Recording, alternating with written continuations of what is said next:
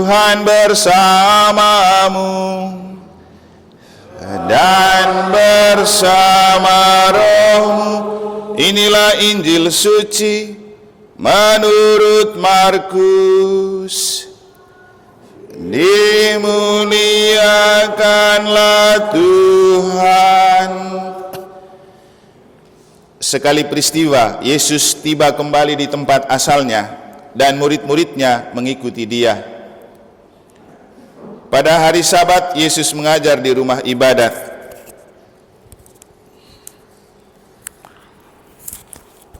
Banyak orang takjub mendengar dia dan berkata, "Dari mana diperolehnya hal-hal itu? Hikmat apakah yang diberikan kepadanya? Bagaimanakah mujizat-mujizat yang demikian dapat diadakan oleh tangannya? Bukankah ia ini tukang kayu, anak Maria, saudara Yakobus, Yoses, Yudas, dan Simon? Bukankah saudara-saudaranya yang perempuan ada di sini bersama kita?" Lalu mereka kecewa dan menolak dia. Yesus pun berkata kepada mereka, "Seorang nabi dihormati di mana-mana kecuali di tempat asalnya sendiri, di antara kaum keluarganya dan di rumahnya." Yesus tidak dapat mengadakan satu mujizat pun di sana kecuali menyembuhkan beberapa orang sakit dengan meletakkan tangannya di atas mereka. Yesus merasa heran karena mereka tidak percaya. Lalu Yesus berjalan keliling dari desa ke desa sambil mengajar.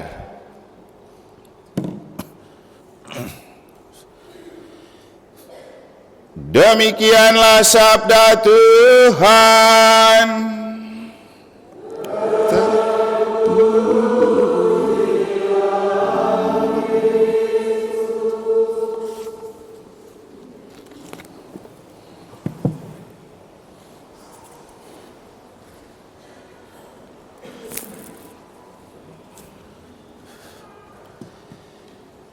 Bangga dengan kelemahan itu baik, tetapi membanggakan kelemahan itu yang tidak baik. Berpikir progresif itu bagus, tetapi berpikir agresif itu tidak bagus.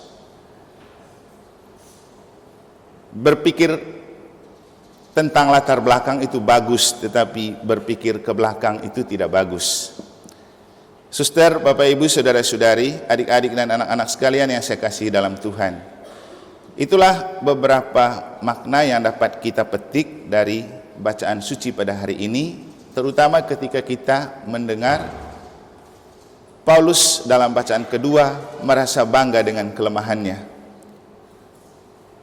Ketika ia merasa bahwa ada duri dalam dirinya yang mengganjal dan yang tampak sebagai iblis, yang merongrong ketaatan dan kesetiaannya menjadi pengikut Yesus, Yesus malah menantang dia dengan mengatakan, "Paulus, cukuplah kasih setiaku bagimu. Karena justru dalam kelemahan dan kekuranganmu, kekuatanku bekerja." Dan hal itulah yang membuat Paulus menyadari bahwa aku bangga dengan kelemahanku. Karena jika aku menemukan kelemahanku dan kekuranganku, aku membiarkan kekuatan Kristus bekerja. Bangga dengan kelemahan itu baik, untuk membiarkan Tuhan bekerja, tapi jangan membanggakan kelemahan. Saya ingat baik bacaan ini karena ini adalah bacaan kedua waktu saya ditabiskan menjadi imam pada 4 Oktober 2026. Bapak Ibu, tidak ada manusia yang sempurna. Nobody is perfect. Pasti punya kekurangan dan kelemahan. Tapi seringkali kita malu dengan kelemahan kita untuk tidak tampil dan melayani. Dan yang paling parah, justru kita doyan untuk menyoroti, mempersoalkan kelemahan dan kekurangan orang yang sebenarnya belum tentu itu tidak baik di mata Tuhan. Maka disinilah kita perlu belajar berpikir progresif, bukan agresif. Berpikir progresif artinya merangkul tantangan, melihat ke depan, dan berpikir untuk inovatif. Sedangkan berpikir agresif artinya dengan sekuat tenaga menyerang orang, baik secara fisik, verbal, dan menyudutkan orang. Dan itulah yang dilakukan oleh orang-orang sekampung Yesus. Berpikir agresif, menyerang Yesus dengan melihat apa yang melatar belakangi hidupnya. Mereka lebih melihat ke belakang, bukan melihat ke depan. Melihat siapa orang tua Yesus, dia lahir dari mana, dia punya keluarga seperti apa, dia cuma anak tukang kayu. Itu namanya berpikir agresif dan berpikir ke belakang. Sedangkan progresif itu berpikir ke depan, inovatif, merangkul tantangan, dan orang yang berpikir progresif melihat ke depan sambil melihat latar belakang.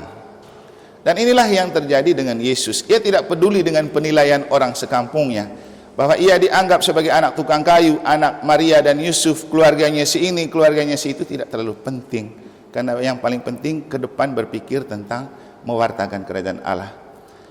Karena yang mereka tidak tahu dari perubahan Yesus adalah ketika Yesus dibaptis di sungai Yordan, ia dimaklumkan sebagai putra kesayangan Allah. Orang di kampungnya tidak tahu hal itu, karena mereka tidak tahu informasi.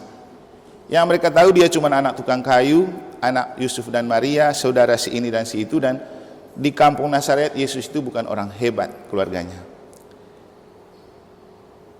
Dan Yesus itu tetap berpikir ke depan dan tidak peduli dengan penilaian mereka, dan ia pergi ke tempat-tempat yang lain untuk mewartakan Injil dan kerajaan Allah. Bapak Ibu, saudara-saudari,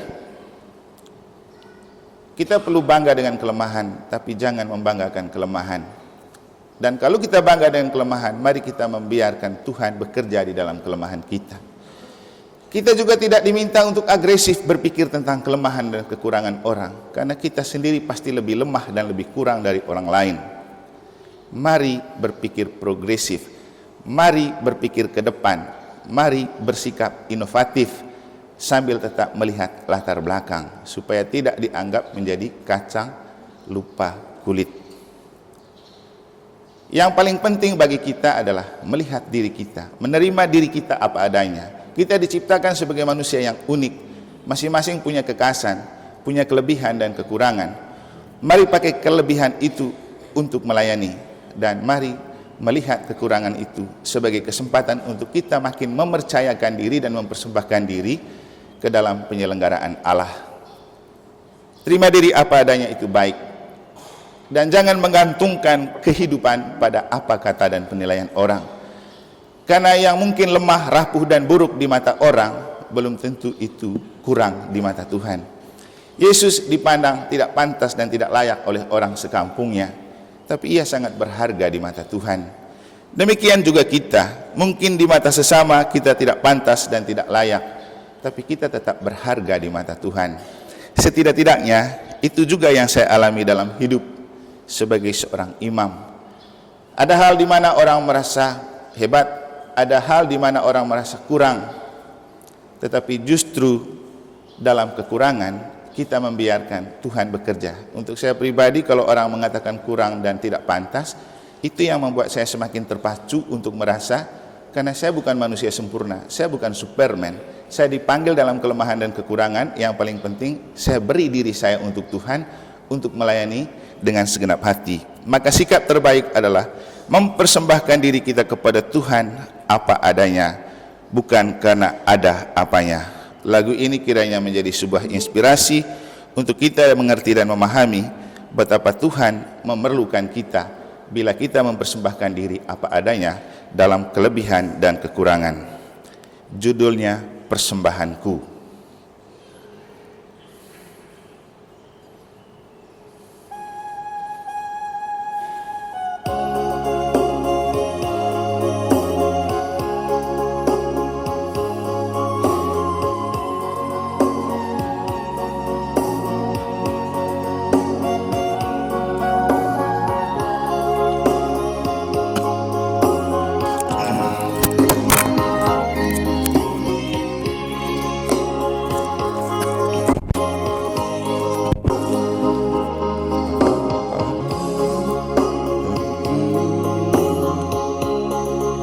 Sebagai persembahan yang baik,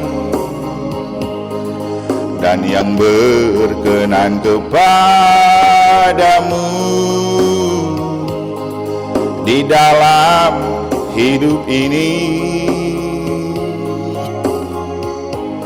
Ku sadari sungguh kasih-Mu yang berlimpah tiada batasnya, menyejukkan hati ini, menyegarkan jiwa ini. Siapakah aku Tuhan? Hanya yang bisa ku berikan padamu apa yang ada padaku.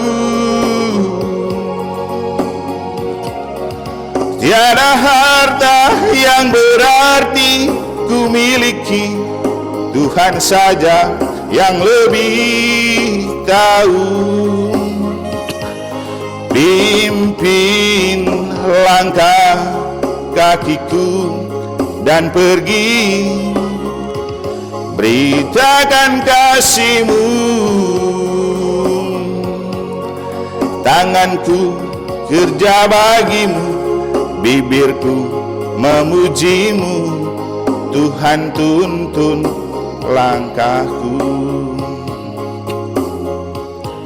Bapak, Ibu, saudara-saudari, Tuhan yang menciptakan kita lebih mengenal pribadi kita. Jangan mengingkari kenyataan hidup.